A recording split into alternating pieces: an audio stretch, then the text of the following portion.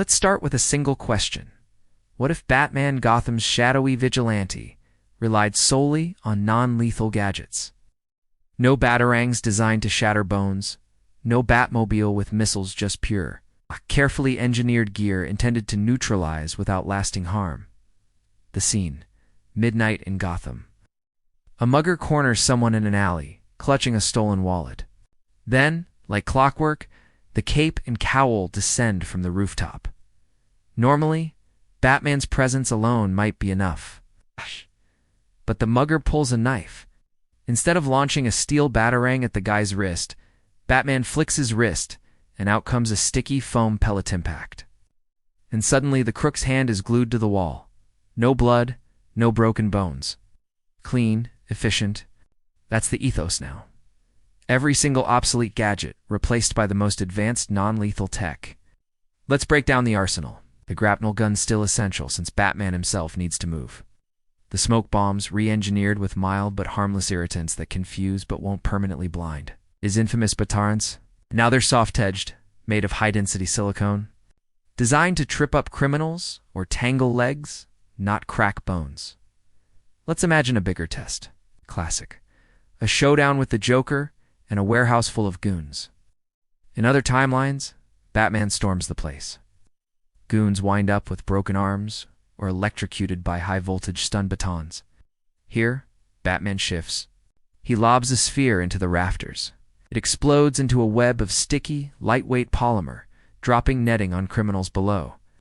As they scramble, he releases sonic disorientation capsules, tiny pucks that emit disorienting but harmless frequencies, throwing henchmen off balance. Anyone reaching for a gun finds it magnetically yanked away by a gadget tethered to Batman's belt. The Joker, though, isn't fazed by gadgets. He thrives on chaos, the unpredictability of violence. Non-lethal Batman gives him new material, a bat who won't break you. Where's the fun in that? He cackles. The Joker's threat isn't diffused by webs and glue, but Batman doesn't quit. He cranks up his tactics, projecting holographic doubles across the warehouse, moving in shadows, disabling traps, always a step ahead, but never crossing the line. This Batman is a master in restraint. But the cost? Every criminal who lives to see another day is one more threat for tomorrow, Commissioner Gordon notices. In the precinct, bruised but unbroken suspects fill the holding cells. Gotham's lawyers are swamped with cases. No one's missing any teeth, but crime is still rampant. Some in the city see this as progress. Others ask, is Batman still as effective if he truly hurt those who prey on the innocent? Up on the rooftops, Batman considers this himself. His entire mythos was built on Fira, legend that grew out of the vicious underbelly of Gotham. The threat of violence was his greatest weapon, just short of killing. Now, criminals start to test their luck. A rumor trickles through the underworld.